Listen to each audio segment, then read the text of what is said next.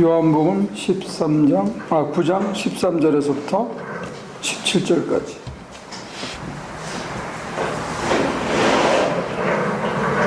누가 읽어보시겠습니까? 그들은 전에 문문하라 무덤 그를 바리새파 사람들에게 데리고 갔다. 그런데 예수께서 진흙을 베어 그의 눈을 뜨게 하신 날이 안식일이었다. 바리새파 사람들은 또다시 그에게 어떻게 눈이 되었는지 물었다. 그는 그분이 내 눈에 진흙을 바르신 다음에 내가 눈을 씻었더니 이렇게 보게 되었습니다라고 대답하였다.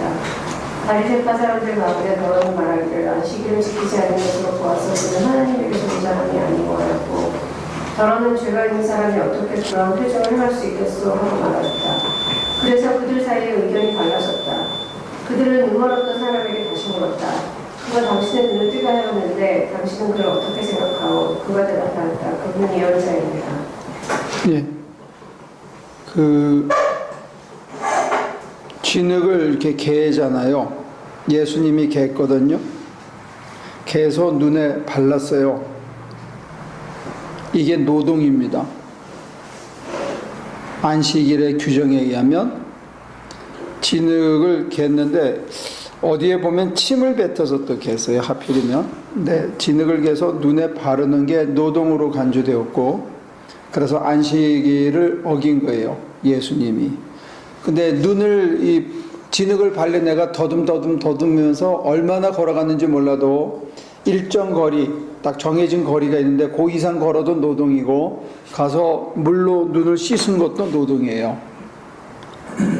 그러니까 사람이 날 때부터 눈이 멀어서 거지 동냥을 하고 살았는데 눈을 떠서 이제 자기 몫을 하면서 살 수 있게 된 거는 안 보이고 율법을 어겼다는 거예요. 안식일을 어겼다는 거예요.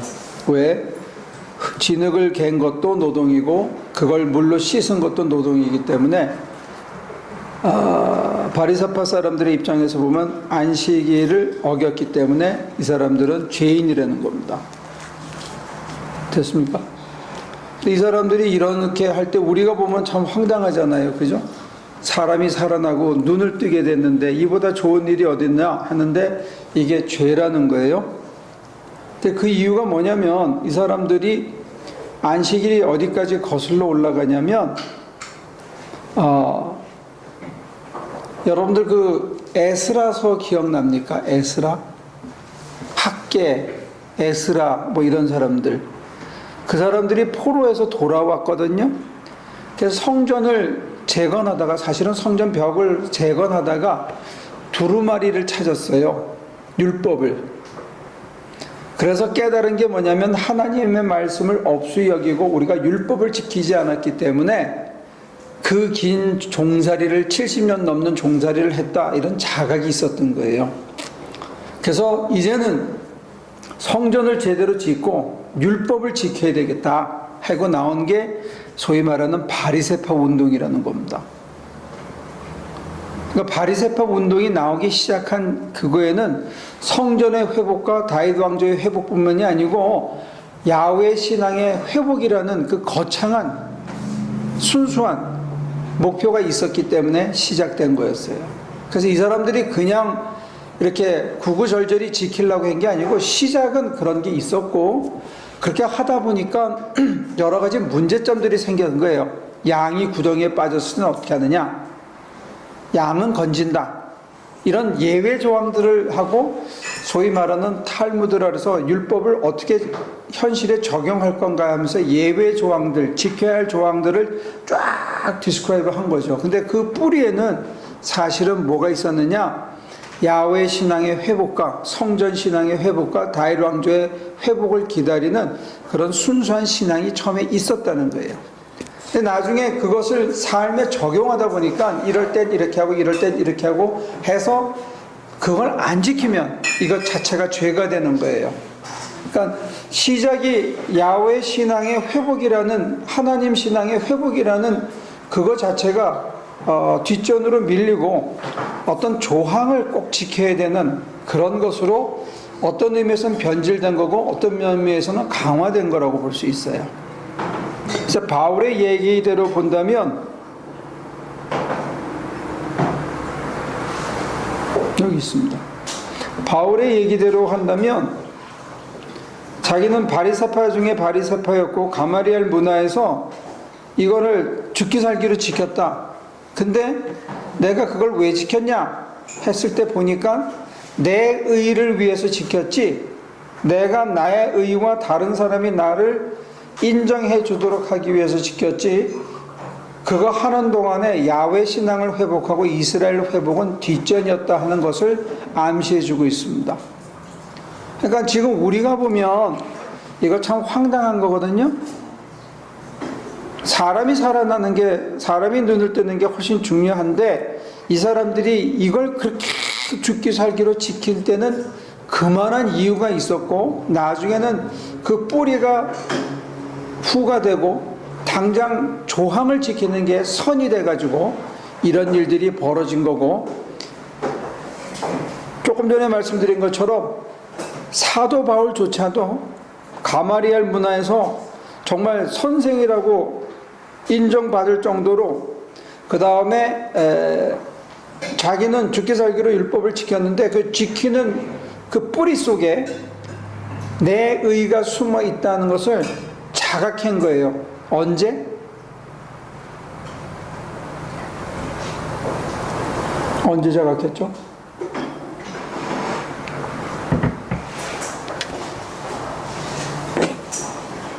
바울이 언제 그걸 자각했습니까?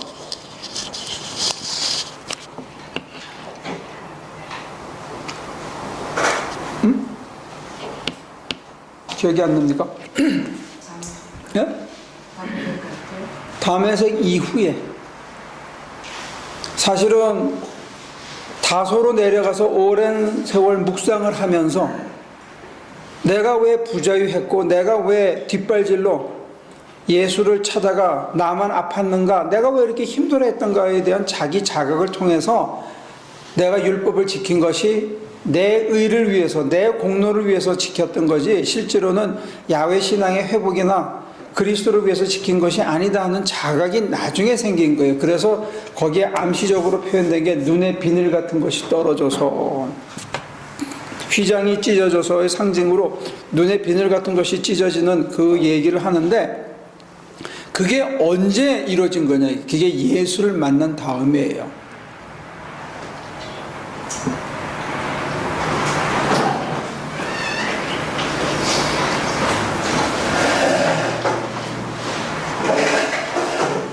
그러니까 다시 정리하면 이 사람들이 안식일을 지킬 때는 그만한 충분한 이유가 있어서 지켰다 이거예요.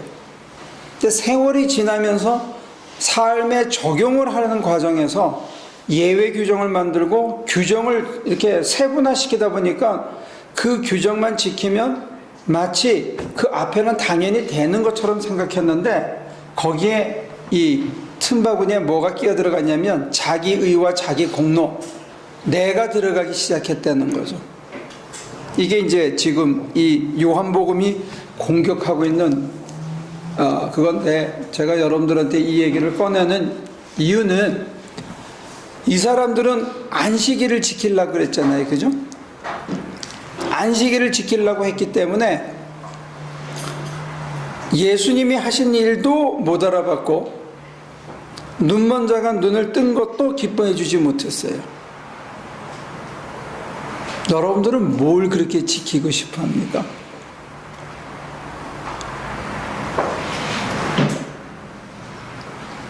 모니카 집사님, 뭘 그렇게 지키고 싶어 합니까?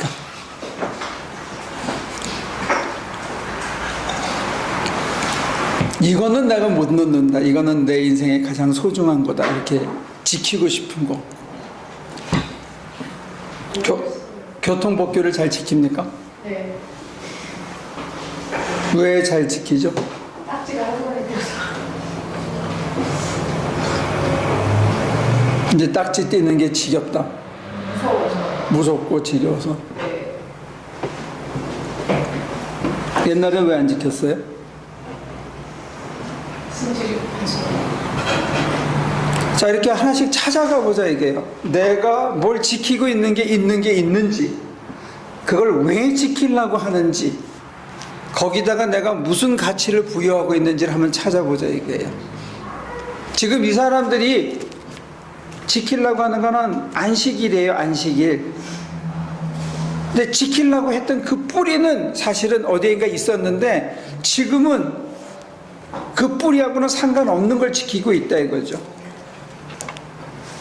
혹시 여러분과 저도 우리 식구들도 내가 이거는 정말 못 놓겠다, 이거는 꼭 지키고 싶다, 내가 이거는 가장 소중하다고 생각하는데 그게 진짜인지, 진짜 소중한 건지, 나한테 나 인생에 도움이 되는 건지, 아니면 신앙적으로 정말 이게 필요한 건지,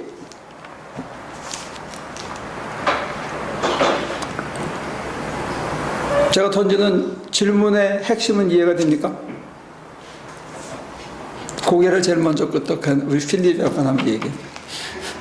무슨 말씀하시는 건 알겠는데 자기가 뭘 지키고 싶어 하는지 그거는 모르겠어요. 어떤 사람들은 가정이 하여튼 최고라고 생각하는 사람이 있어요.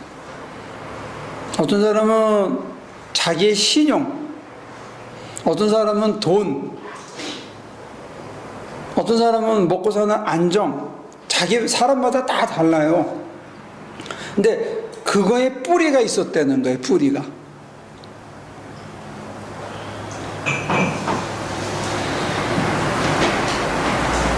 그래서 뿌리를 잘 더듬어 가보면 내가 지금 진짜 소중하게 생각하는 게 그만한 가치가 있는 건지, 그만큼 그렇게까지 해야 되는 건지에서 우리가 한번 생각해 볼 필요가 있다는 거죠. 제가 예를 하나 들까요? 이해가 됩니까? 저는 신앙생활에 있어서 합리성을 굉장히 중요하게 생각합니다. 이거는 저한테는 이 상반된 가치인데, 자유를 굉장히 소중하게 생각하는 만큼 신앙생활의 궁극적인 목표를 예수님처럼 자유롭게 살아가는 것이다라고 생각하는 반면에, 저한테 있어서는 말도 안 되는 소리, 누가 꿈꿨는데 꿈에서 하나님이 이렇게 하더라, 또 환상을 봤는데 나한테 이렇게 하라고. 우리 학교에도 그런 사람이 있어요. 꿈꿔서 하나님이 이런데 꿈이 귀신같이 맞대. 가만히 들어보면 앞뒤가 하나도 안 맞는데 자기는 맞대는 거예요. 이게 이거. 근데 나중에 다 이루어진 다음에 꿈풀이를 자기가 한 거지. 그렇게 믿고 생활하면 여기저기서 빵꾸나게 생겼더라고요. 근데 저는 누가 꿈꿨다 그러면 잘 안 믿어요.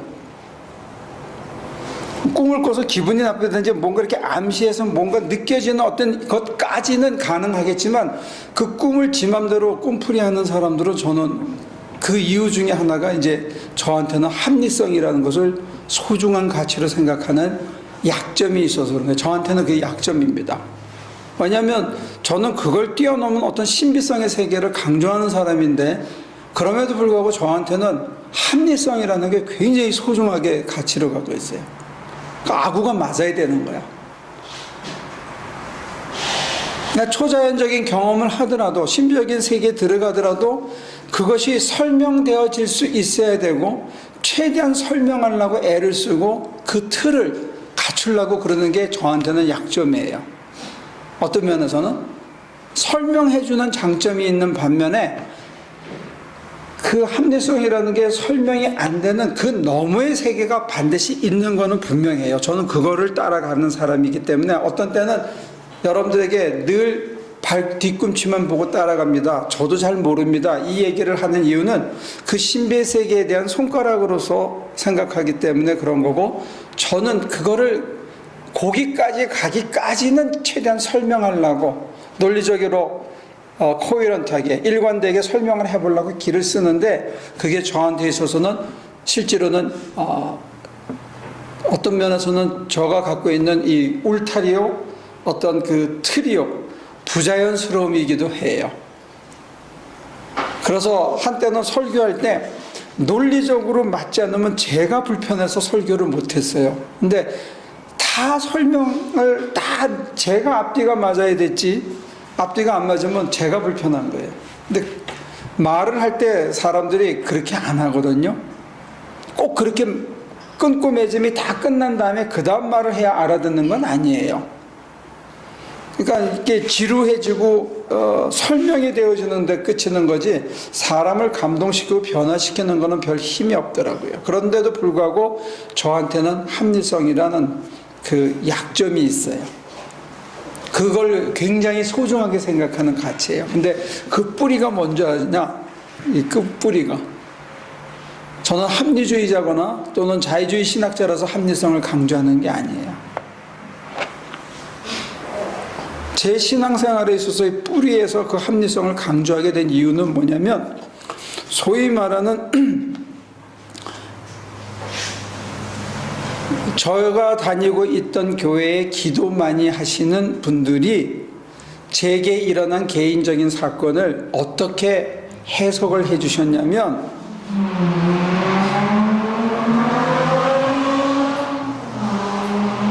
사위를 신학을 시켜가지고 목사를 만들기 위해서 하나님께서 이대 독자를 데려가게 하고 그 사위를 아들 삼아서 신학 뒷바라지를 하라고 하나님이 둘째 이대 독자를 데리고 갔다 하는 그 상황에 대한 신학적 해석의 틀을 저희 처가 식구들하고 저한테 던진 거예요.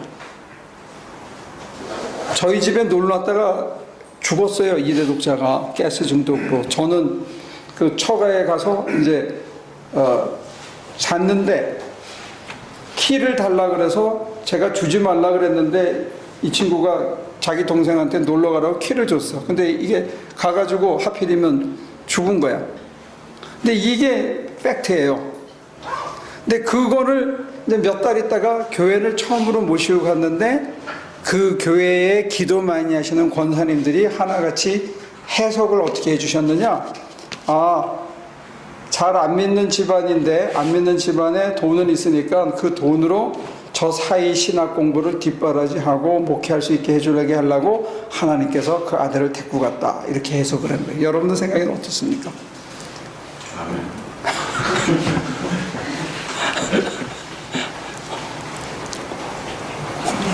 저 돈은 받으셨어요? 돈은 받으셨어요? 돈은 안 받았지만 실제로 학비를 대주긴 했죠. 나중에 저도 이제 나중에 또 일하러 다니고 또 사업하고 그러면서 학교를 마쳤지만 아무튼 이런 해석을 통해서 부부간에 또는 그 장인이나 장모하고 사이사이에 어떤 깊은 갈등과 골이 생기는 그런 것 때문에 그러니까 그게 말도 안 되는 소리 같은데도 자꾸 이게 들으니까 믿어져서 그러면 나중에는 어떻게 되느냐 내 아들 쟤 때문에 죽었다 이렇게 되는 거예요.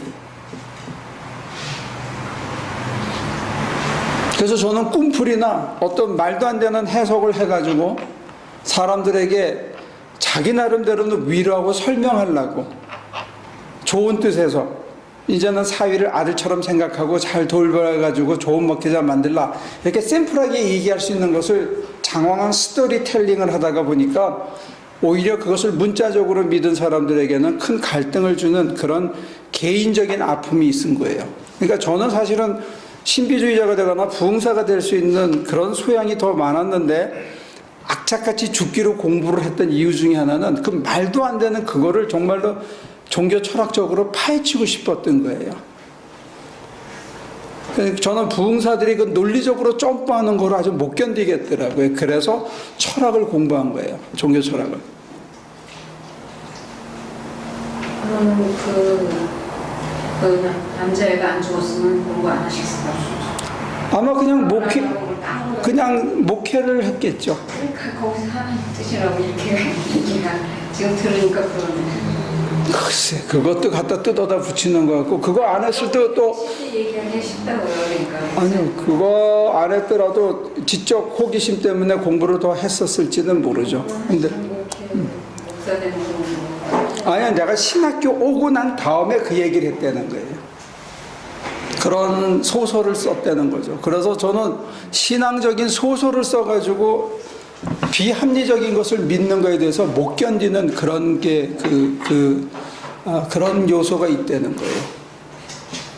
그러니까 지금 제가 합리성을 추구하는 소위 Faith-Seeking Understanding이라고 하는 합리적 신앙을 추구하는 트렌드에 서 있는 그 뿌리에는 저한테는 개인적인 사건이 있었다는 거예요. 이 굴레를 제가 스스로 잘 벗어나지 못하고 있다는 거예요. 그러니까 여러분들에게 지금 제가 여쭤보는 겁니다. 여러분들은 개인적으로 뭘 그렇게 붙들고 있느냐 이거죠. 이 사람들은 안식일을 붙들고 있었어요. 저는 합리성을 붙들고 있습니다.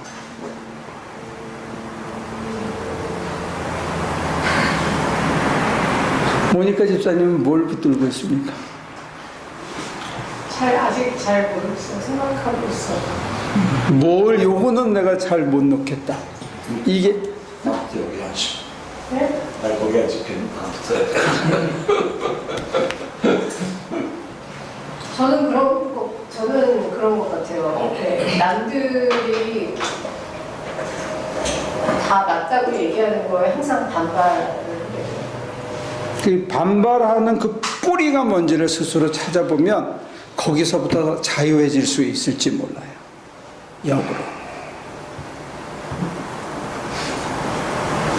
바리새인들이 안식일 규정을 지켰는데 그 뿌리는 야훼 신앙의 회복이었어요. 바울이 죽으라고 율법을 공부하고 바리새인 중에 바리새인으로 살았어요. 근데 그 뿌리가 뭐냐고 봤을 때는 자기 의드라는 거예요. 내가 의롭다는 스스로 남들 앞에 내가 의롭고 내가 의로움을 만들어내는 내 공로라는 것을 깨달은 거예요. 그게 로마서예요.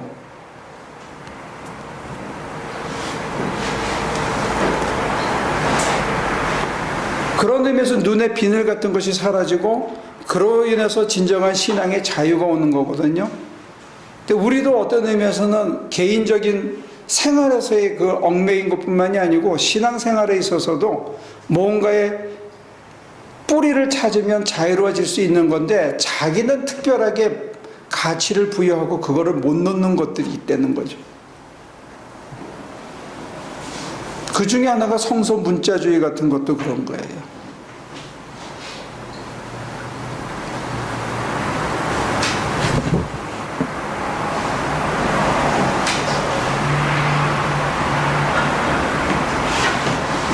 얘기해 보실래요? 이거는 내가 꼭 지켜야 된다. 붙들어야 된다. 이건 나한테 진짜 소중한 거다. 그런 게 있으신 거예요?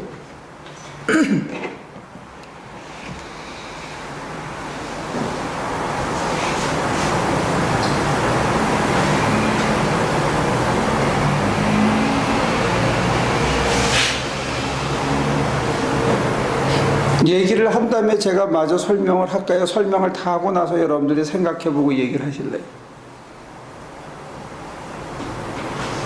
부자가 쉬울 것 같으네요. 제가 다 얘기한 다음에. 아, 그래요? 네?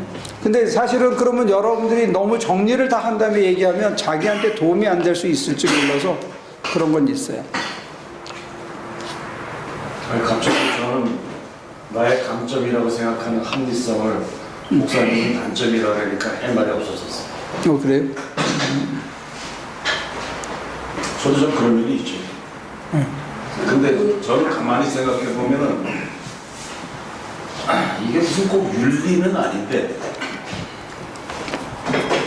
그냥 딱 보면은 옳은 게 있고 옳지 않은 게 있는 거에 대해서 그게 정죄 아닌 정죄를 마음속으로 조금 틀렸는데 저거는 옳은 것 같다. 뭐 이런 거를 굉장히 많이 하는 것 같아요.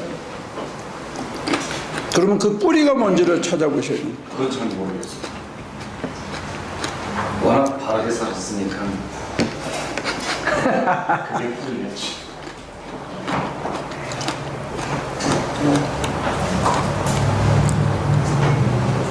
그 뿌리로부터 자유해지는 거를 얘기하는 거예요, 지금. 그러니까 누가 봐도 옳지 않게 생각할 만한 거를 객관성인지도 모르죠. 근데 그거를 옳다고 누가 이렇게 하고 그러면 그런 걸 못 참아하는 그런 게 좀 있어요.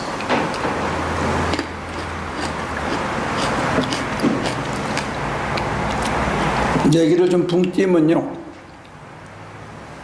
왜 뿌리를 얘기를 드리냐면 그 뿌리를 찾으면 저 같은 경우에는 그러기 때문에 그걸 제가 해야 한다 하는 게 강해요. 지금 논리적인 비약이 있는데 합리성이라는 걸 얘기했잖아요. 합리성이라는 거는 1 플러스 1은 2다 하는 게 논리성이 있어야 되고 답이 나와야 되잖아요. 그 다음에 하나님의 손에 맡기는 신비성이 이제 신앙적인 체험을 통해서 습득을 했다 하더라도 거기에 이르는 과정까지는 여러분들에게 쭉 설명을 해야 된다고 생각하고 이게 아구가 맞아야 된다고 생각하는 게 저한테는 제약이라는 얘기는 그게 뭐냐면 동시에 하나님이 하게 하셔야 될 거를 제가 하려고 하는 성향이 저한테는 있다는 거예요. 이게 저한테는 신앙의 자유를 앗아가요. 지금 저는 신앙적인 얘기를 하는 거예요. 윤리적인 얘기를 하거나 어떤 무슨 판단을 하는 게 아니고 신앙생활에 있어서 하나님과의 관계에 있어서 하나님께 맡겨야 된다고 여러분들에게 설명하면서도 제가 하나님께 진짜 못 맡기고 다 맡긴 것 같으면서도 어떤 거는 제가 하려고 하는 게 저한테는 강화되는 거예요. 합리성에 대한. 합리성은 이성으로 하는 거고 내가 하는 거거든요. 미스터베 이해가 돼? 응? 거기 얘기하는 거니까 잘 들어. 많이 틀리고 있어요. 그게 나를 자유하지 않게 한다는 거예요. 버거워진다는 거예요. 힘이 드는 거야. 그러니까 신앙생활도 어떤 때는 스트레스가 되는 거예요. 언어는 모순이에요. 신앙은 자유를 주는 거라고 믿고 있어요. 그리고 예수님이 롤 모델이에요. 저한테 있어서. 근데 실제로는 합리성을 갖고 있기 때문에 내가 자유하지 못한 거야. 이것도 그냥 앉혀놓고 타다닥 해야 되는데 이걸 또 설명하고 앉는 거야 내가.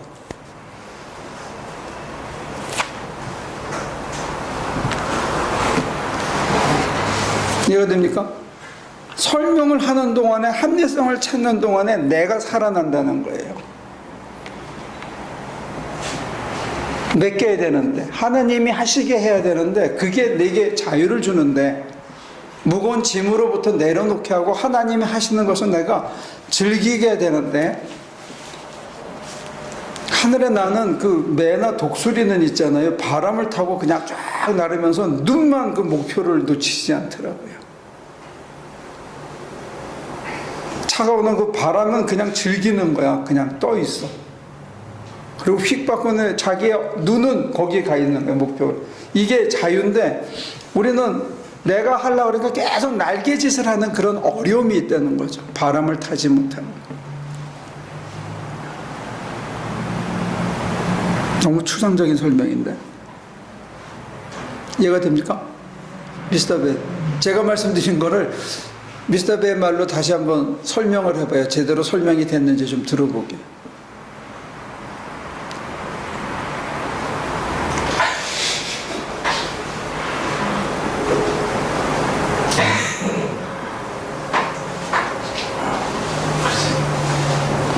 제 얘기라면요. 그래서 합리성을 굉장히 중요시해가지고 그렇게 하잖아요. 그래서 저는 선택을 한 게 그래서 그러니까는 확 전환을 한 게 이제 미국 오면서 이공계가 걸렸거든요.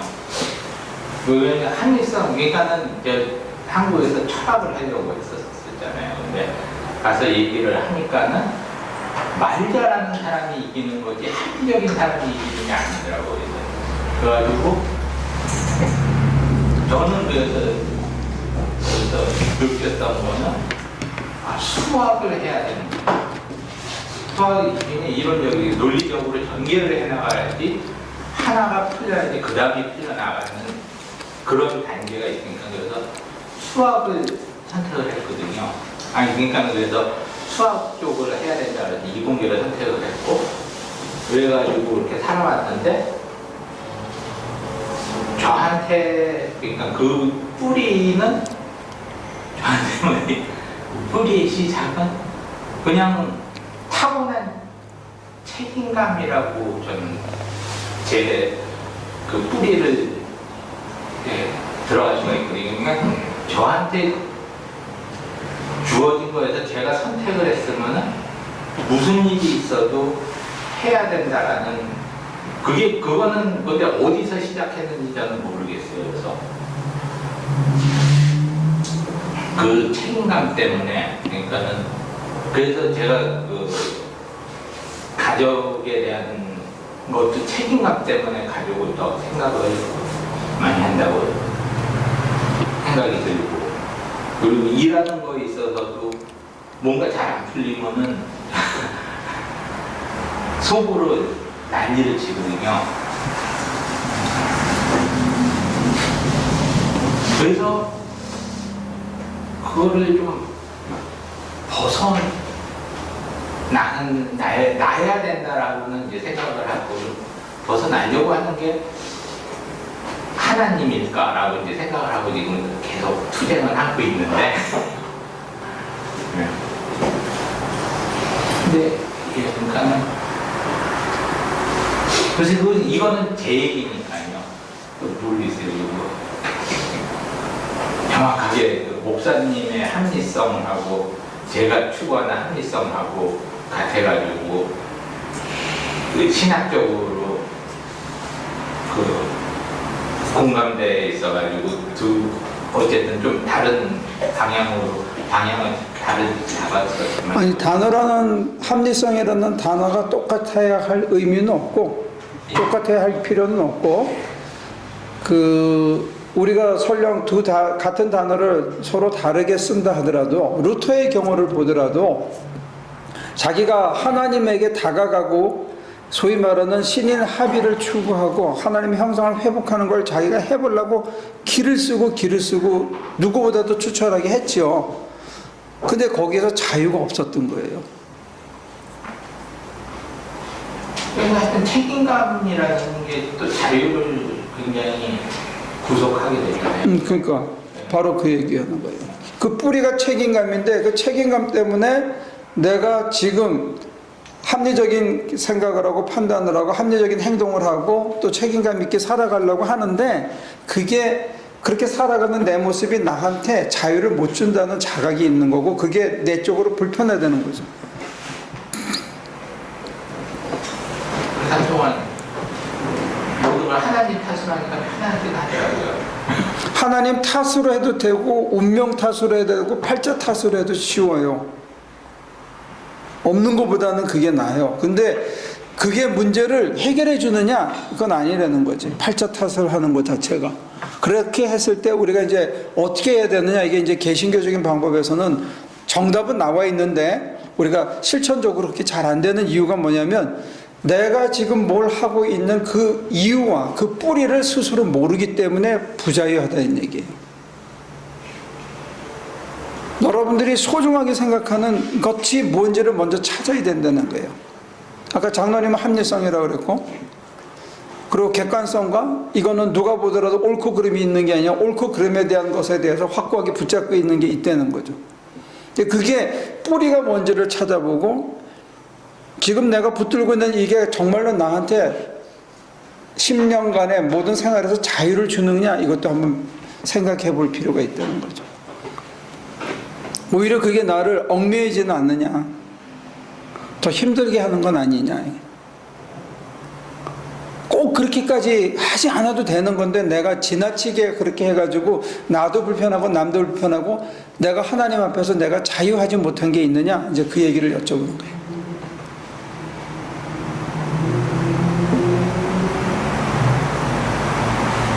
왜냐면 8장에선가 예수님이 그랬거든요. 진리가 너희를 자유케 하리라 했거든요. 진리신 예수 안에서 살아가면 우리가 자유를 느껴야 되는데 우리가 자유를 느끼지 못하는 것 중에 하나가 지금 이제 9장에 오면 눈이 멀었다는 거예요. 바리새인들이. 그 이유가 뭐냐면 안식일을 붙들고 있기 때문에 그런 거예요. 우리도 뭔가 붙들고 있는 게 있지 않냐 이거죠. 어떤 사람은 돈이에요. 어떤 사람은 자기 가족이에요. 어떤 사람은 자기 아들이에요. 겉으로 드러나기에. 어떤 사람은 자기가 생각하는 거야 뭐든지 지 승질대로 하고 싶은 사람도 있어요. 또 어떤 사람은 자기 체면이에요. 어떤 사람은 교양이에요. 몇 가지가 뒤섞인 사람도 있어요. 근데 그게 자기한테는 최고의 가치인데 문제는 뭐냐면 그게 자기를 자유케 하지 않는다는 거예요. 그걸 붙들고 있기 때문에. 합리성이라는 거는 신학 교수한테는 소위 그 리버럴 아트를 가리키는 신학 교수는 가장 중요한 덕목이에요. 근데 그게 내 신앙생활을 불편하게 한다는 거예요.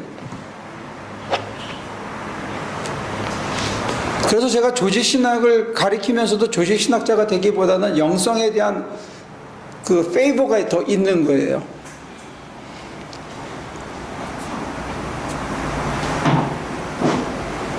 그래서 전통적으로 가리키는 방식을 지금은 제가 따라가진 않는데 그럼에도 불구하고 저한테는 합리성이라는 것이 굉장히 소중한 가치라는 거예요. 그렇게까지 하지 않아도 돼요. 굳이 이제는. 새로운 트렌드를 만들어가도 되는데 제가 거기서부터 아직 자유하지 못한 거예요. 저한테는. 근데 그 뿌리가 뭐냐 했을 때 저한테는 그런 신앙생활을 처음 가졌을 때 온 그 묘한 아픔이라 그럴까 그런 것들이 있었다는 거예요.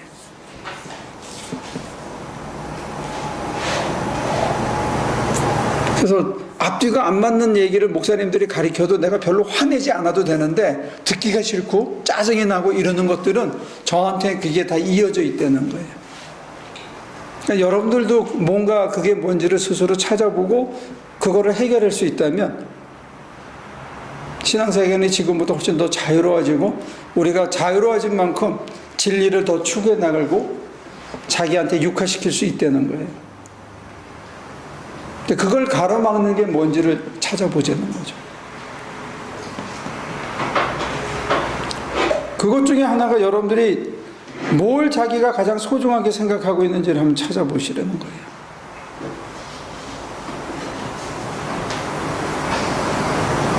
나한테는 이게 참 소중하다. 그 소중하게 생각하는 것이 의외로 여러분들을 부자유스럽게 만들 수 있습니다.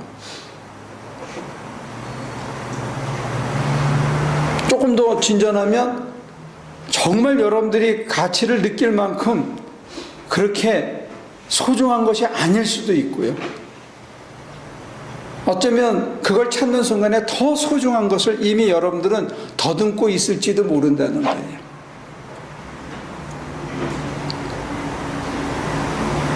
내 목숨을 걸 만큼 소중한 게 더 있을 수도 있다는 거죠. 바울은 그래서 내가 옛 것을 분토처럼 여기고 이런 얘기를 합니다. 이제 내가 산 것은 나를 위해 자기 목숨 버리신 그리스도를 위해 사는 겁니다 하고 인생의 새로운 푯대를 잡은 거예요. 그게 이제 옛 것으로부터 자기가 자유해진 거죠. 근데 이게 조금 더 심한 챌린지는 뭐냐면 여러분들은 새 것을 바라보면서 옛 것에 묶여있는 그런 신앙생활을 할 수 있다는 거예요. 아니면 새 것에 대해서 쳐다보지도 못하고 묶여있는 사람들도 있고요. 조금 더 공격적으로 표현하면 여러분들이 지금 소중하다고 붙들고 있는 것이 그렇게 목숨 걸 만큼 붙들고 놓지 못할 만큼 소중한 거 하나도 없다고까지도 공격적으로 얘기할 수 있어요. 김성수 목사 같으면 그렇게 표현해요.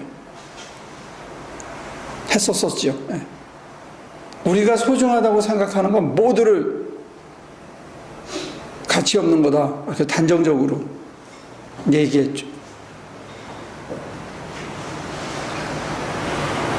근데 이번에 이재철 목사님 만나니까 이게 표대입니다. 이게 진짜 소중한 겁니다. 이걸 확실히 던지더라고요. 근데 저는 못 던지겠어요. 그거는 사람마다 다르다고 생각해요. 이게 제가 갖고 있는 합리성의 울타리입니다.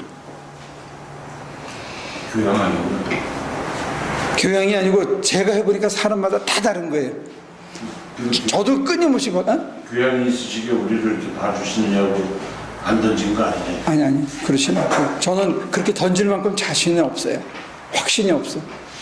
신앙은 모호하다고 생각하고 끊임없이 변해가는 과정이라고 생각하고 사람마다 다 다르고 저도 계속 달라진다고 봐요. 근데 저처럼 얘기하면 여러분들이 찾아야 되니까 버겁고 힘들 수는 있어요. 답을 던지지 않으니까. 이게 여러분들이 힘들게 한다는 거 알면서도 이게 이 합리성의 한계예요. 그냥 모범 답안 하나 딱 던지고 이겁니다 하는 게 여러분들에게 상대적인 안정감을 주는데 제가 그런 안정감을 주지 못하는 것에 대해서 죄송하게 생각해요. 근데 저는 줄 수가 없어요. 이게 합리성의 한계예요. 이재철 목사님 뭘 강조하십니까? 이렇게 살아야 됩니다. 이렇게 그러니까 성경이 이렇게 얘기하는데 우리는 이렇게 살아야 됩니다. 이게 확실하게 던지더라고요. 그러니까 성경이 샘플이라는 성경을 자기가 해석하고 이 본문이 오늘 우리에게 어떤 의미다라고 재해석한 다음에 실제로 실천은 이렇게 해야 된다 하고 실천 방안을 제시하더라는 거예요. 근데 나는 성경에 대한 해석과 본문에 대한 해석과 재해석까지는 하지만 여러분들이 찾아야 된다는 게 난 다르다는 거죠. 하나의 정답이 있다고 저는 믿질 않아요. 여기 12명이 있고 13명에서 13개의 정답이 있다고 나는 보는 거예요.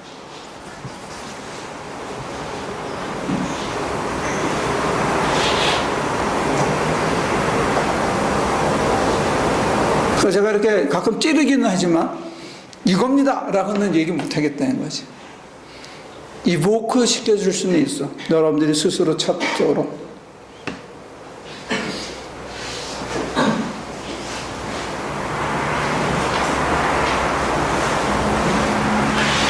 조금 더 구체적으로 설명해줘요. 뭔지?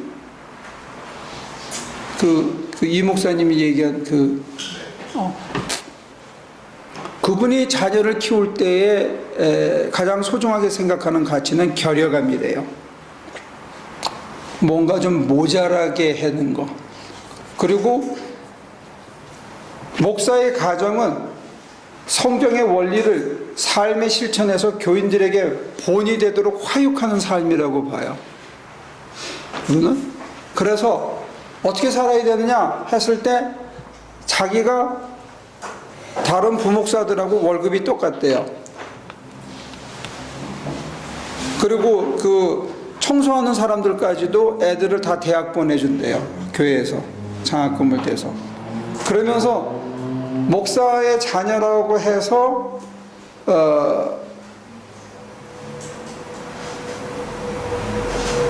목사는 고생해도 자녀 너네는 니네 마음대로 살아라. 이거는 자기가 봤을 때는 아니고 목사의 자녀로 태어났고 목사의 아내로 태어났다는 것 자체가 같이 공동 목회를 하는 거라고 생각해가지고 결여감을 가지고 견뎌야 되고 자기도 옷을 매형한테 얻어 입는 옷을 입은 것처럼 그 자녀들도 가외를 특별히 시키거나 그런 거를 안 하는 걸 받아들이도록 끊임없이 교육을 했다는 거예요.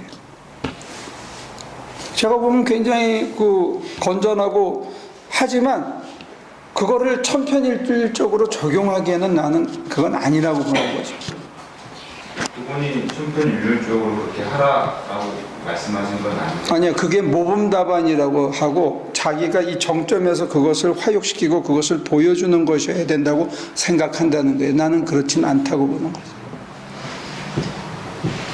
자기가 모범 답안을 살아야 된다고 생각하고 나름대로 모범 답안을 제시하는 걸 목회자의 역할이라고 생각한다는 거예요. 난 그 점에서는 나는 그렇게 못하겠더라고. 여러분들의 인생하고 내 인생이 다른데 각자 지 맘대로 살아야지.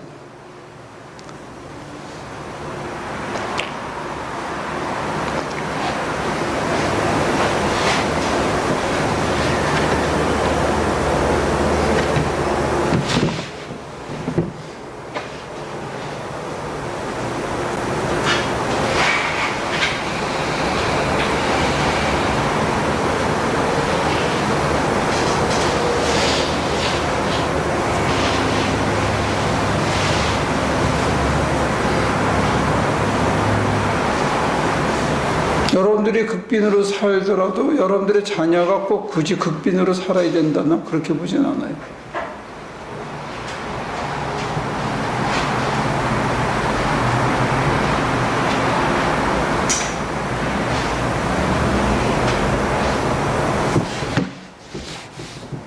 그런 어떤 구체적인 대안을 갖고 있다는 면에서는 큰 장점인 것 같아요. 제가 수긍이 안 돼서 문제지.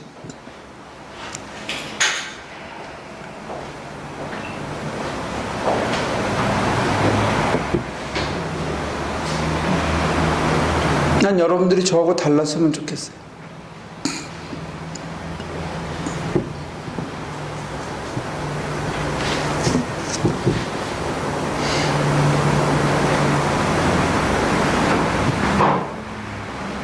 여러분 중에 빈민가에 기어 들어가는 사람도 나오면 좋겠고, 빈민가에 들어가서 사역하는 사람이 나왔어도 좋겠고, 여러분들 중에 최고의 갑부가 나왔어도 나는 좋을 것 같아.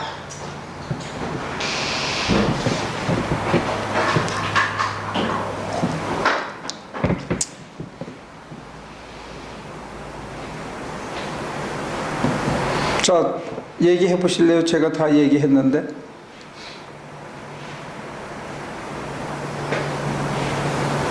남수교신 결국 왜 와 있어요?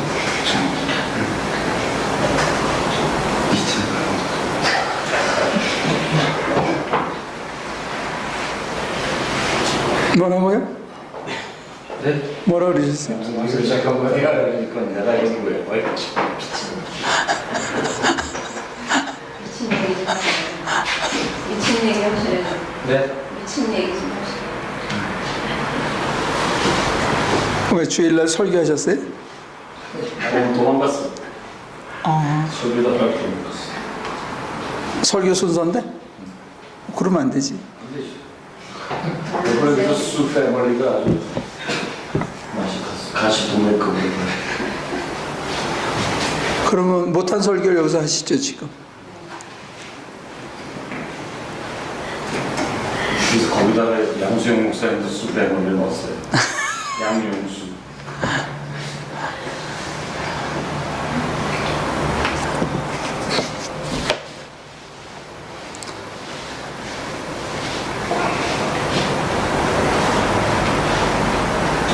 지금 우리 주제는 내가 이거를 참 킵하고 싶고 이거는 꼭 지키고 싶고 나한테 이게 굉장히 소중한 건데 그 돈이나 뭐 꼭 현실적인 문제가 아니더라도 자기가 아까 얘기한 미스터 베 같은 건 책임 이런 것들 남하고 약속했으면 내가 어떤 일이 있어도 나는 그거 지킨다 하는 이게 그렇게까지 진짜 소중한 거냐를 생각해 보자는 거예요. 내 자유를 짓누를 만큼 소중한 거. 저는 목사님 지금 말씀하시는 거가 되게 헷갈리는 것 같아요. 합리성이 없어, 그지? 네. 일관성이 없어요, 일단. 오케이.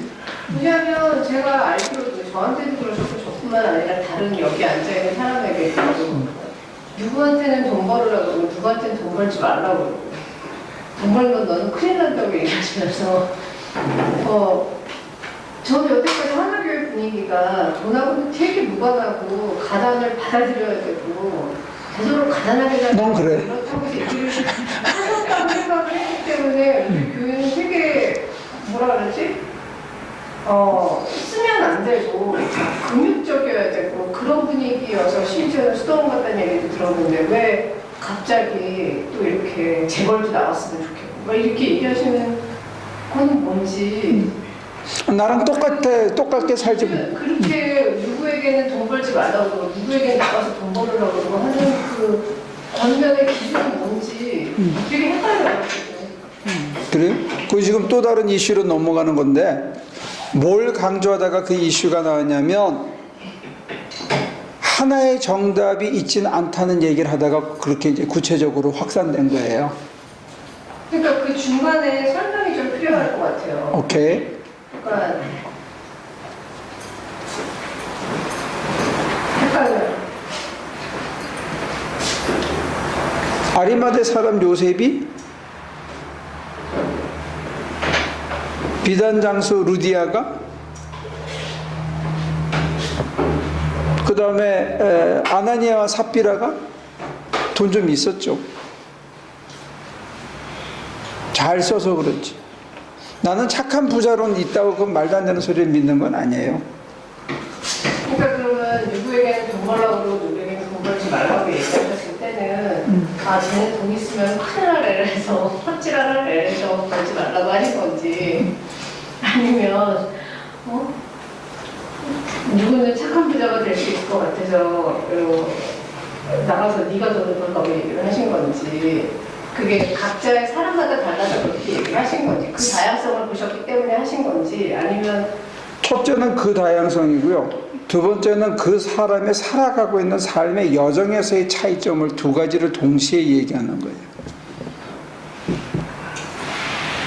어떤 사람은 아직도 돈을 놓을 수 없는 사람한테 돈 놓으라는 건 죽으라는 얘기처럼 들리잖아요. 그리고 어떤 사람은 어떤 때는 돈이 좀 있다가 나중에 말년이 되면 그것을 다 정리하고 무화되어야 할 사람도 있어요. 돈을 벌 수 있는 사람들은. 그리고 어떤 사람은 혼자 될 거니까 돈을 버는 연습을 해놔서 혼자 애들을 키울 수 있는 능력을 갖춰놓는 것도 필요하겠죠. 사람마다 다 하나의 대답은 난 아니라고 봐요. 그 다음에 그 사람이 사역을 할 사람 같으면 결국은 지금 우리 시대에는 무소유가 필요해요. 근데 우리 영훈이나 K나 페이의 세대에 가서는 무소유가 별 의미가 없어요. 다 극빈이 될 거기 때문에, 목사들이. 걔네들한테는 특별한 게 하나도 없어요. 왜? 헌금을 안 하기 때문에, 교인들이. 걔네들은 강한에서 지네가 나가서 벌어야만 돼요. 걔네 세대는. 그렇기 때문에 그때는 무소유나 가난하게 사는 게 아무런 미덕이 안 되는 세대가 올 줄 몰라요. 지금은 목사들이 다 부유하게 있다는 환상을 갖고 있고, 실제로 조그만 교회 목사들은 자기는 일 안 하고 부인들만 나가서 생활을 하고 있거든요. 그러니까 먹고는 사는데 자기는 일 안 해요. 근데 앞으로는 목사들이 다 일해야 먹고 사는 시대가 온다면 두 가지 잣대가 하나도 안 맞는 거죠. 시대의 변화, 개인의 성장의 변화, 자기가 처해 있는 상황에 따라서 하나의 정답이 있을 수 없다고 보는 거예요, 나는.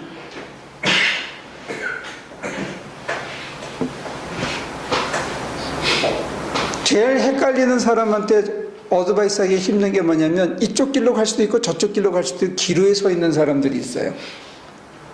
그럼 그 사람이 선택할 때까지는 어드바이스를 못 해주는 거죠.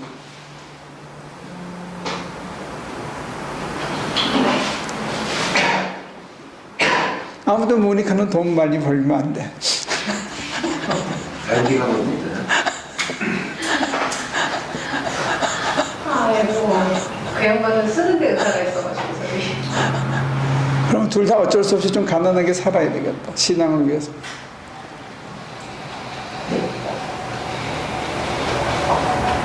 근데 돈도 많은 요소 중에 하나일 거예요. 어떤 사람은 공부를 너무 많이 하면 안 되는 사람도 있어요.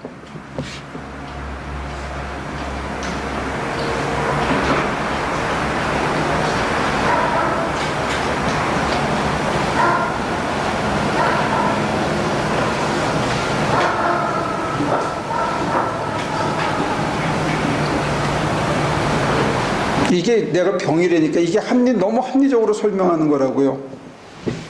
지금 세 가지 디프런 카테고리를 얘기하는 거거든요. 첫째, 그 사람의 신앙의 정도의 연륜에 따라서 지금 어디를 향해서 가고 있느냐에 따라서 달라진다는 거 하나. 두 번째, 사람마다 다르다는 거예요. 세 번째, 시대의 풍조가 또 달라요. 그러니까 자기에게 가장 알맞는 것을 일러주실 분은 저는 하나님이라고 보는 거예요. 그 하나님이 그 시대에 내가 어디를 향해서 가고 있고 내 신앙의 연조가 어느 정도 되기 때문에 하나님이 일러주시는 인도하심이 다를 수밖에 없다는 거죠.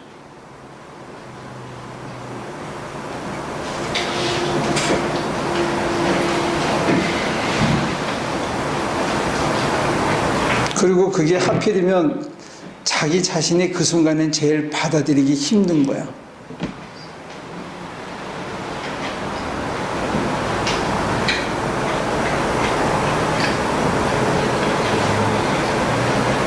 다들 얘기를 안 하니까 그냥 얘기할 거예요? 안 할 거예요? 뭐가 가장 소중하다고 붙들고 있는 거 찾으셨어요? 내가 붙들고 있는 게 뭐다?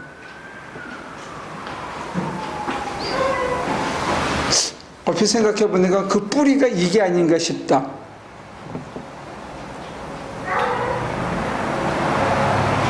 아까 이제 제가 옳고 그름 뭐 이런 거에 대한 얘기를 했잖아요. 뿌리가 어떤 건지 정확하게 사실 모르겠는데 자유한가, 내가 이걸 봐서 저건 옳고 저건 옳지 않고 그렇지는 않은 것 같아요. 그건 아닌 것 같은 게 그 이유는 뭐 목사님이 말씀하신 그런 이유도 포함되어 되지만 사람들이 나를 보는 눈이 쟤는 참 착한 학생이고 항상 그래서 열심히 일하고 뭐 항상 뭐 잘하고 뭐 이렇게 봐줬던 것 같아요, 어렸을 때. 근데 내가 나를 보면 안 그래. 그 마음도 있고 속이는 것도 있고 게으른 것도 있고 뒤범벅이 돼 있는데 나는 계속 그거를 봐. 쟤는 틀렸고 쟤 저렇게 하면 안 되는데 이게 더 착한 일인데 매일 이런 거는 봐. 그러니까 내가 나 자신을 보면서 그런 일들을 봤을 때 그게 자유할 수가 없었던 것 같아요. 만약에 굳이 맞춰서 뿌리라면 그런 애트모스피어에서 자라면서 사람들한테 그런 칭찬을 받고 또 교인이 열심히 할 때 그 작은 기쁨들이 있잖아요. 성취감도 있고 막 그러니까 그런 거가 무슨 지상의 목표인 것처럼 그냥 죽어라고 일을 했는데 한 예로다가 저쪽 여기 오기 전에 교회에서는 집사 때 얼마나 바쁜지 몰라 내가 교회에서. 그래서 내가 왜 이렇게 바쁜가 하고 맡은 직책을 치워보니까 7가지야. 교회에서 7가지를 하고 있더라고요. 30대 중반에. 그래서 이거 뭐가 잘못됐구나 하는 생각을 한 적이 있었는데 그러면은 사람들이 더 시키더니 그건 내가 잘하는 줄 알고 해내고 하는 거기서 좀 이렇게 나를 스스로 잘못 봤던 게 아닌가 그런 생각이 좀 들기는 하는데 뿌리가 정확하게 뭔지는 모르겠어요. 그 뿌리를 지금 하시는 단어로 쓰면 남의 인정 같은 것에 대한 그게 뿌리일 것. 남이 나를 어떻게 생각하느냐. 남이 나를 봐주는 게 내가 나를 보는 것보다는 항상 좋게 봐주더라고요. 그러니까 그렇게 비헤이브하고 자기 자신이 조신한 행동을 하도록 이렇게 해온 그 뿌리를 봐야 되는 거죠. 내가 왜 그렇게 처신했고 왜 그렇게 했는지를 보면 그 부분을 하나님의 손에 맡기자는 게 지금 오늘 그 얘기의 핵심이에요. 그게 우리를 자유케 한다는 거예요. 근데 사람들이 내가 왜 그런 행동을 하게 되는지 그 뿌리를 못 보고 그 뿌리를 하나님의 손에 맡기는 것은 더 못한다는 거, 그 얘기가 지금 오늘 이 안식일에 대한 얘기가 그런 거예요. 시작은 야훼 신앙의 회복이었거든요. 근데 그게 이렇게 여기까지 흘러간 거예요. 그래서 예수님이 이런 놀라운 일을 했는데도 불구하고 그게 놀랍고 감사하고 복된 일이고 축하해 줄 만한 일에 여유가 없었다는 거죠. 저도 사람들이 그렇게 얘기하는 것을 그게 이래서 그렇게 얘기하고 저 사람이 뭘 표현하는 거구나 하고 그 사람들의 입에 합리적인 언어를 집어넣어 줄 수 있는데도 불구하고 제가 틱틱거리는 게 있다는 거예요. 그러니까 제가 자유하지 않은 거예요. 그들에게 리액트 할 때. 저분한테는 그게 장점이구나. 저렇게 하는 게 장점이구나. 나는 그렇지 못하구나 하는 여유가 다른 어떤 합리적인 설명을 하는 목회자한테는 되는데 말도 안 되는 얘기를 할 때는 내가 리액트가 이상하게 나오게 되는 거죠. 근데 그 뿌리에게 저한테는 그런 상처의 뿌리가 있다는 거예요.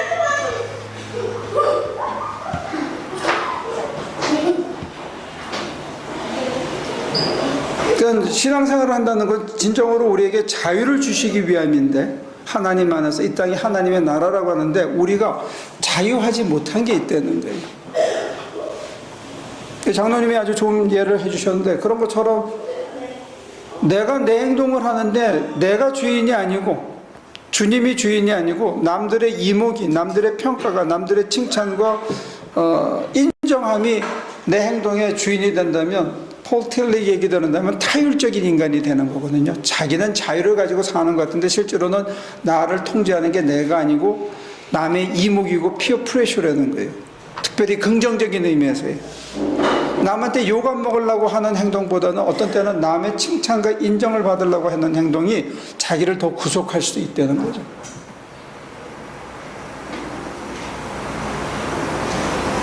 저 같은 경우의 행동은 어떤 면에서 이렇게 방골처럼 나오는 거예요. 지금 아까 우리 모니카 씨 어디 갔지? 모니카 같은 경우에 누가 다 하면 나는 일단 방골이다 하는 게 저한테는 그런 게 있는 거예요. 이런 경우는 상처예요.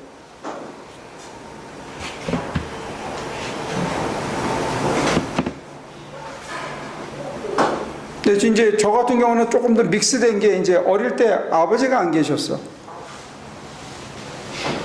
국민학교 3학년부터 아버지가 안 보이던 아버지가 고등학교 2학년 때 갑자기 나타난 거예요. 제 인격이 형성되는 몇 년 동안. 거의 한 10년이겠죠?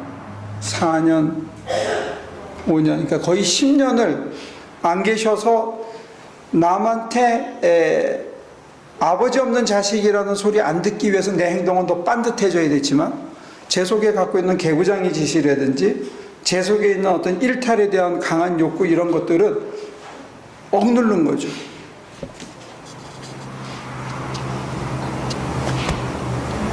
그러니까 스스로 빤듯하게 지내면서도 세상을 삐다닥하게 볼 수밖에 없는 그런 복합적인 요소가 저한테 있었다는 거예요. 그게 저를 자유케 하지 않았다는 거예요. 그 모든 것으로부터. 그러니까 여러분들도 스스로를 찾아야 되는 게 이게 다 사람마다 다르거든. 자기가 오늘 이런 행동을 할 때는 거기에 뿌리가 있다는 게 뿌리가. 그게 잔가지를 친 게 있는데 그게 사실은 자기가 자유하지 않은 거예요. 거기에 얽매여 있는 거지. 이해가 됩니까? 자기는 오늘 스스로 생각하고 판단해서 어떤 행동을 하고 어떤 결정을 내리는 것 같은데 실제로는 이게 과민하게 반응하거나 과다하게 반응하거나 안 해도 되는 짓을 하는 수가 있다는 거예요. 근데 그거는 자유한 거 아니에요.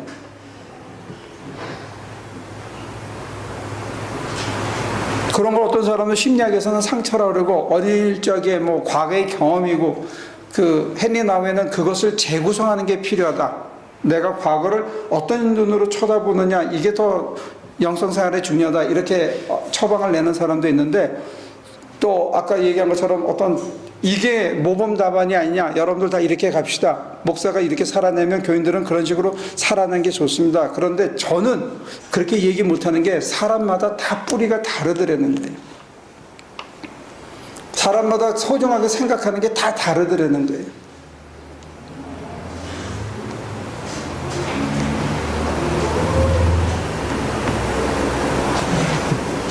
그러니까 여러분들이 묵상을 하면서 내 뿌리가 뭔지를 좀 보는 게 중요하다는 거예요. 내가 왜 이런 과민한 행동을 하고 내가 왜 과하게 리액트하고 내가 왜 그런데 특히 애딕된 사람들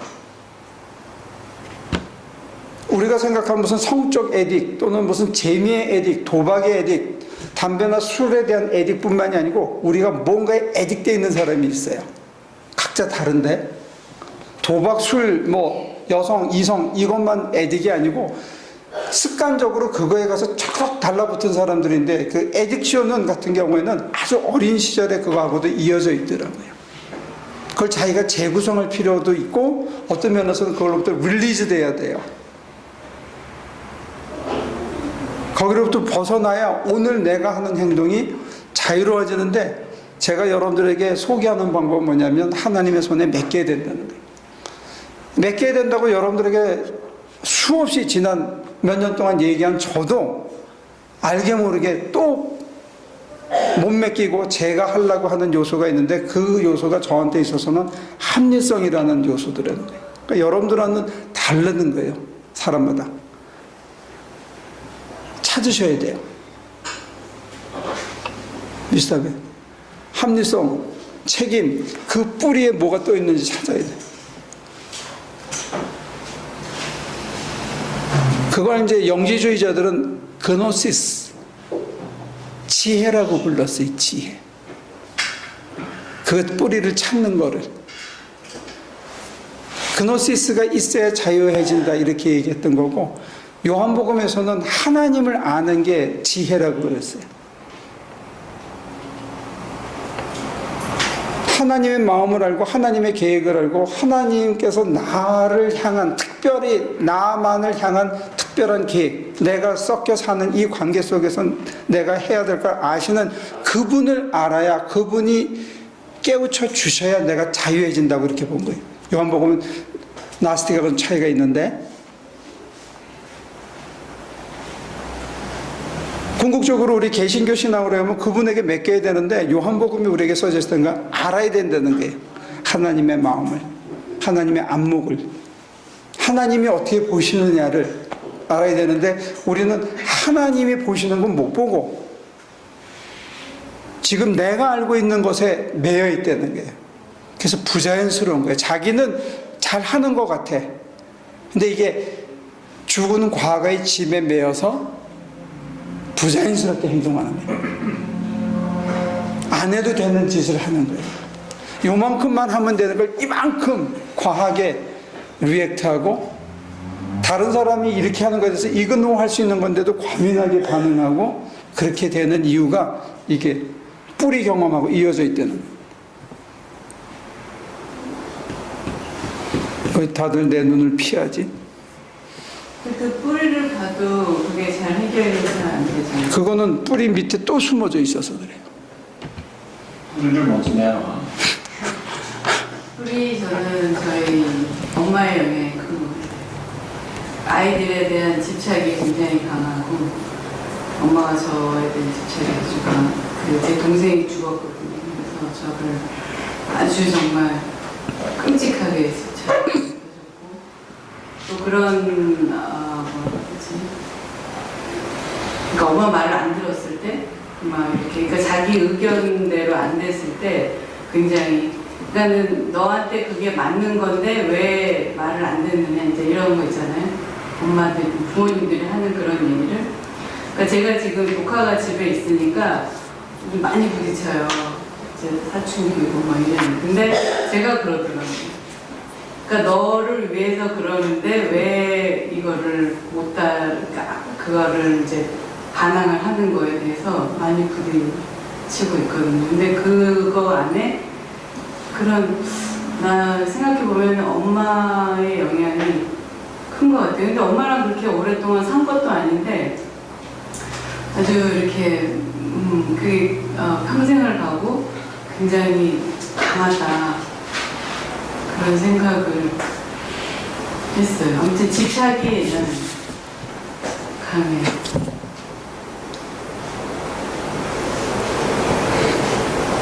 이제 액면 한 것만 가지고 얘기해. 그 속은 내가 안 들어가고 말한 액면만 갖고 얘기하면 엄마한테 그걸 받았어. 근데 그걸 내가 왜 내 자녀들이나 조카한테 되풀이하냐 이거지. 거기에는 뭐가 빠진 피스가 있는 거예요. 엄마가 한 것에 대한 리액트가 있었고 그 리액트의 결과에 대한 후회가 있었기 때문에 엄마가 했던 걸 그대로 반복하는 거예요. 제가 엄마한테 뭔가를 리액트를 한 거예요? 아니요. 나는 지금 다른 걸 더 깊이 들어간 게 아니고 한 말만 액면만 갖고 얘기를 하더라도 여러분들이 뿌리 찾는 연습에 대한 방법을 가르쳐 주기 위해서 지금 얘기하는 거예요. 엄마가 한 것을 내가 지금 조카나 내 자녀들에게 똑같이 하고 있다. 똑같은 행동을. 근데 엄마한테 그것을 받았을 때 그게 못마땅했기 때문에 거기에 대해서 항거하고 내가 무슨 엉뚱한 짓이나 엄마가 하라는 거에 반대 행동을 했다는 거예요. 그래서 그것이 결과가 안 좋았다고 생각하기 때문에 다시 돌아가서 엄마가 하는 짓을 엄마가 하셨던 것을 지금 내가 내 아이들에게 그대로 하고 있다는 거예요. 그러면 뿌리는 엄마가 했던 게 뿌리가 아니고 내가 엄마가 나한테 한 거에 대한 항거했던 게 뿌리 되는 거예요. 한 거에 대한 리플렉션과 어떤 내가 한 거에 대해서 싫기 때문에 지금 그대로 되풀이하고 있다는 거예요. 이게 뿌리예요. 그 항거를 했는데 그 항거의 결과가 자기가 용납할 수가 없거나 받아들일 수 없는 거야. 그러니까 엄마 말대로 했으면 더 차라리. 그 후회감이 내 자녀에게 다시 이렇게 간다. 그 액면만 갖고 설명하면 내가 그 정확하게 진단했는지는 모르지. 더 들어봐야 되는데 지금 파편만 하나 던진 걸 가지고 뿌리 찾는 연습에 대한 설명을 하는 거예요. 그럼 이제 말씀하신 대로 한 거다. 그러면 이걸 찾았어요. 그럼 그걸 주님 받아주세요 하면 그렇지. 해결된다. 아니, 수없이 되풀이해야 돼. 그러니까 그걸 계속 되풀이하면서 그걸로 그게 엷어지고 나면 그 밑에 감춘 뿌리가 보이기 시작해요. 하나를 해결하고 내가 완전히 그것으로부터 쳐다봐도 아프지 않을 정도가 되면, 다시 말해서 지금 그 예를 해서 엄마가 나한테 한 것에 내가 반항을 했던 것에 대한 결과물이 내가 지금 아파서 쳐다보기가 싫다. 근데 쳐다봤어. 용기를 내서. 그 다음에 하나님 손에 맡겼어. 근데 그게 펼쳐지면서 너무 아픈 거야. 근데 그걸 끊임없이 3번, 4번, 5, 6, 7, 10번 다시 들여다보면서 하나님 손에 맡겨서 엷어지면 연필 자국으로 지우더라도 그렇게 파인 자국은 남아있게 된다. 이게 어느 정도. 근데 그게 색깔이 없어지고 나면 그 밑에가 이제 보이기 시작하는 거예요. 거기까지 더 들어가야 된다는 거지, 계속. 그 얘기는 뭐냐면 불교에서는 그걸 업이라 그랬어요. 업. 쌓았다는 거예요. 그만큼 누적된 거예요. 그래서 행동 양식이나 사고방식이나 가치관이 쉽게 안 바뀌는 게 그만큼 쌓아놓은 거라서. 쌓아놨다는 것 때문에 짐이 되고 짐이 된 만큼 우리가 부자유스럽다는 거예요. 그게 애딕션으로 나타나요.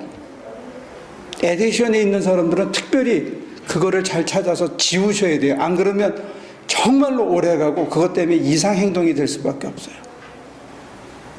기도 생활에 있어서 왜 이런 얘기까지 이제 내가 하냐면 결국은 우리가 자유해져야 되거든요. 하나님 안에서 자유롭게 살아가야 그게 전도도 되고 복음을 증거하는 것도 되고 화육도 되고 예수를 드러내고 예수를 닮아가는 것이 되는데 우리의 그런 업이나 쌓아놓은 거나 깔아놓은 거나 뿌리나 이런 것들 때문에 우리가 부자유화되는 거예요. 그래서 안 해도 되는 짓을 하고 해서는 안 될 짓을 하고 일만 해도 될 걸 5, 10을 하는 게 우리의 그게 오늘 나의 판단 때문에가 아니고 그 임팩트 때문에 과거의 영향 때문에 그런 거예요. 소위 말하는 power of the past. 과거의 힘이 내 안에 살아있는 거예요.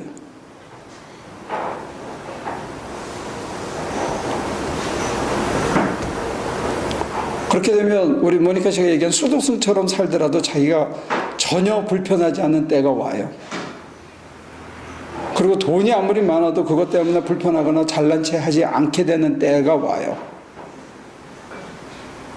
또 넘어지는 한이 있더라도.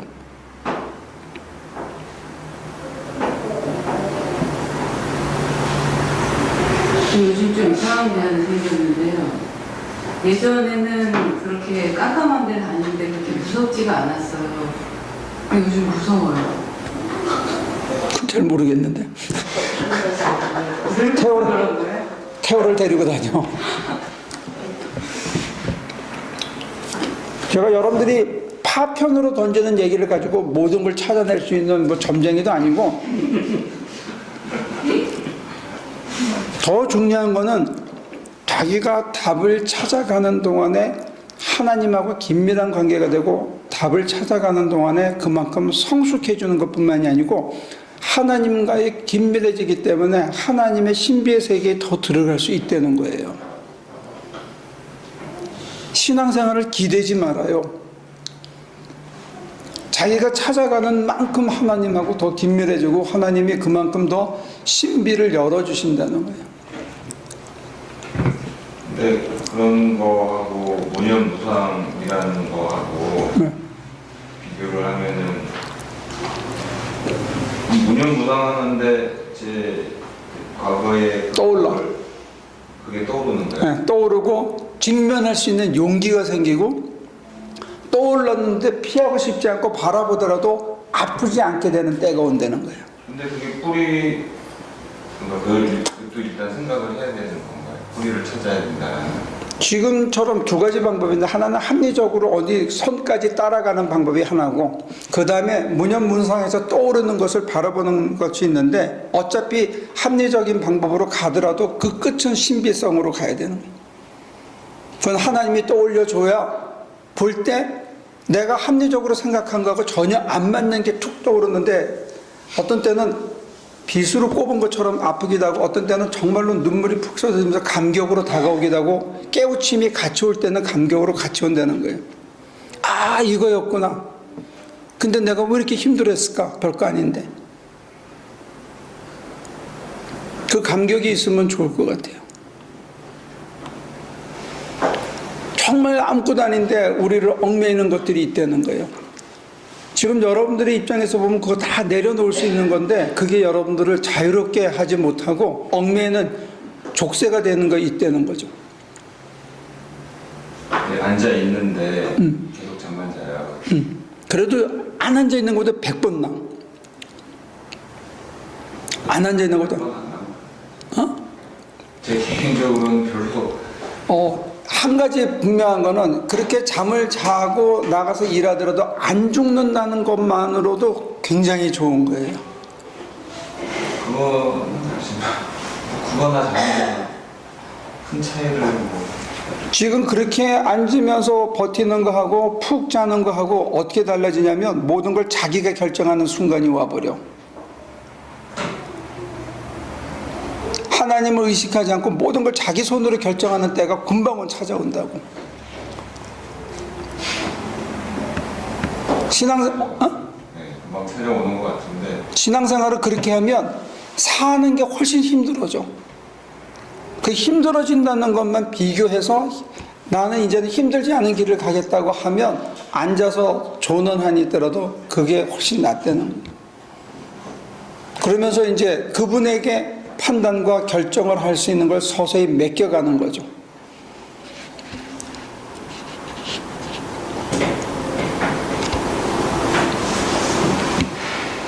앉아서 졸면 힘들어지진 않나?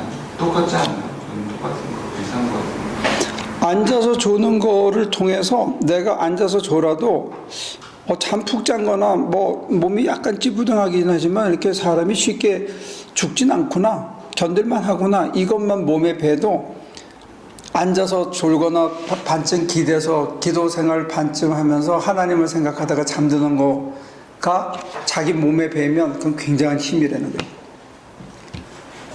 전혀 기도 안 하고 하나님 안녕히 주무세요 하고 주무시는 것보다 이쪽이 훨씬 파워풀하다는 거예요.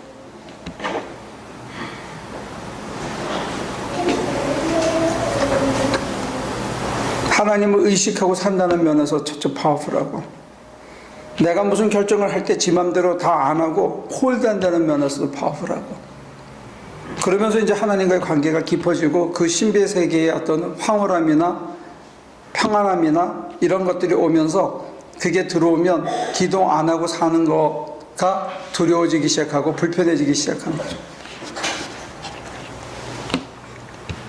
근데 이제 그러다가 아까 얘기한 뿌리가 내가 왜 이렇게 저항하고 왜 이렇게 못 받아들이는가 하는 게 이렇게 떠오르기 시작하는 거예요. 그게 깨우쳐지는 거예요. 그러니까 그걸 내가 억셉트하고 그걸 맡기기 시작하면서부터 이제 단추가 하나씩 풀려가기 시작하는 거죠.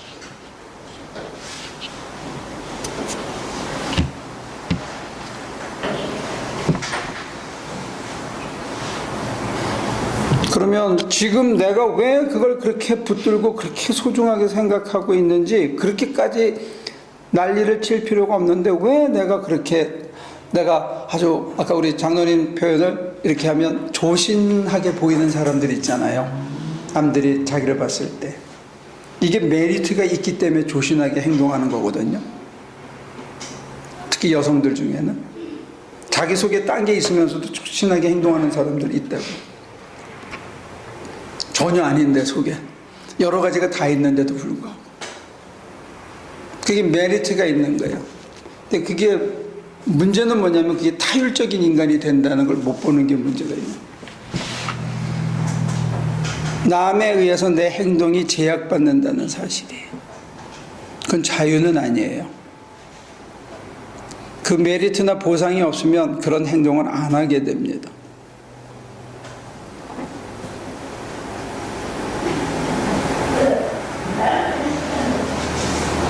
하나님께서 온전히 저와 여러분들을 진정으로 자유케 하는 그런 길이 열렸으면 좋겠다 해서 말씀드리는 거예요.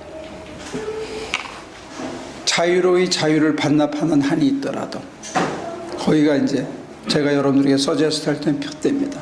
내 스스로 자유로이 자유를 반납하는 때가 오면 좋겠습니다. 기도할게요. 하나님, 우리는 바리새인들을 보면서 비웃습니다. 어떻게 저렇게 바보같이 예수님을 눈앞에 두고도 보지 못할까? 그런데 우리는 부모한테도 또 자기의 겪었던 과거 때문에 부자연스럽게 살아가고 그것도 못 봅니다. 하나님께서 넘치는 자유를 주고자 하시는데 예수님처럼 자유롭게 살아야 되는데 기쁘게 남을 섬기고 당당하게 힘 있는 자와 맞설 수 있고 자기의 모든 것을 자유로이 하나님께 드릴 수 있었던 그 자유와 넉넉함이 있는데 우리는 그분을 따라가면서도 그 맛을 못 보고 누리지 못하고 살아갑니다. 이 시간 우리 자신을 하나님께 다시 내어드리기를 구합니다.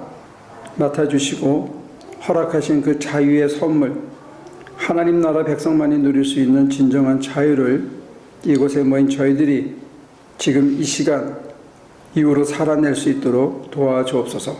예수님의 이름으로 기도합니다.